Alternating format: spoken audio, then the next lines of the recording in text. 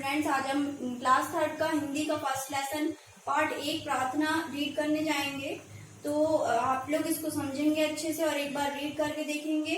ये पोयम है, प्रार्थना है, जो हम ईश्वर से हाथ जोड़कर जो प्रार्थना करते हैं उनके सामने, वही ये कवि ने लिखी हुई है। तो हम सबसे पहले इसको रीड करेंगे, आप लोग ध्यान से सुनिएगा। सूरज को तुम चमका देते, चंदा को तुम दमका देते, मारुत बनकर तुम ही बहते, फूलों को तुम महका देते।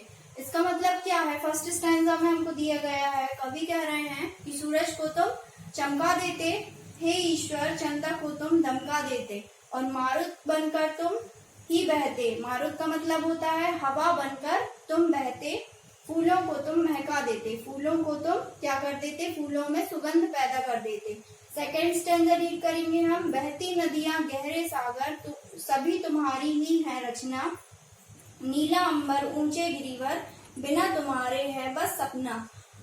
कवि आगे कह रहे हैं सेकेंड स्टैंजा में कि बहती नदियां और गहरे सागर, जो नदियां बह रही हैं उनके बारे में बता रहे हैं और जो गहरे सागर हैं उनके बारे में बता रहे हैं।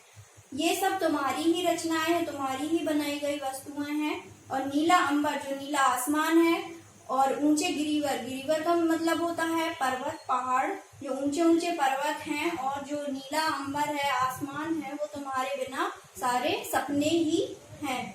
आगे कवि कह रहे हैं ईश्वर से, शाखाओं पर बैठे पाखी, सदा तुम्हारे ही गुण गाते, और तुम्हारे करुणा जल को सेवक बन बादल बरसाते।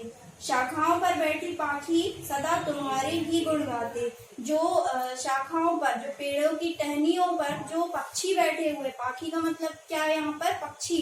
तो जो पेड़ों की टहनियों पर पक्षी बैठे हुए हैं, कभी ईश्वर से प्रार्थना करके कह रहे हैं कि सदा तुम्हारे ही गुण गाते, वे सदा ही आपके गुण गाते हैं, और तुम्हारे करुणा जल को सेवक बन बादल बरसाते। और तुम्हारे जो दया है तुम्हारी, वो जो बादल को उन्होंने, कवि ने क्या बताया है? नौकर, भगवान का नौकर, ईश्वर का नौकर। तो जो करुणा जल है उनका, जो दया है उनकी, वो कैसे बरसती है? कवि कह रहे हैं कि वो जल बनकर बादल से बरसती है।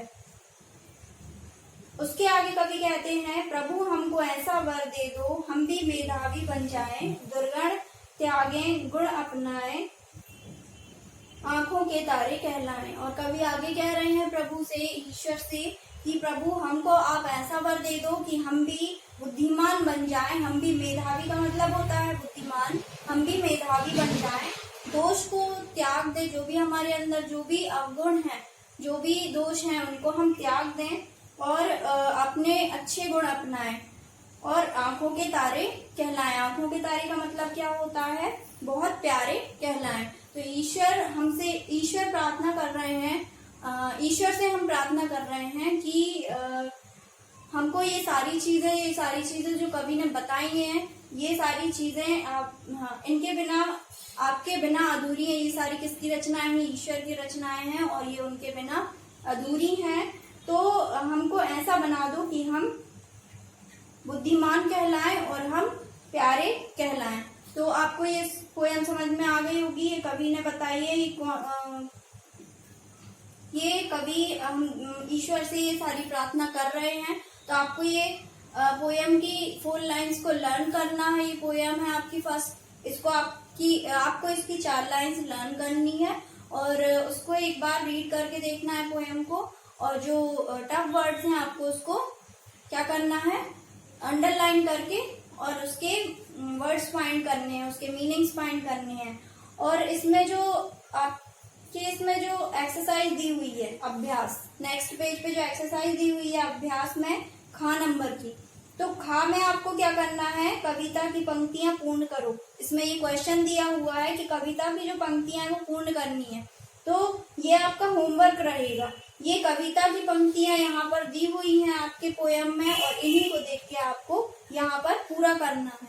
तो आप ये बहुत अच्छे से कर लेंगे। एक बार कविता पढ़ेंगे और उसके बाद इन पंक्तियों को आप पूरा करेंगे।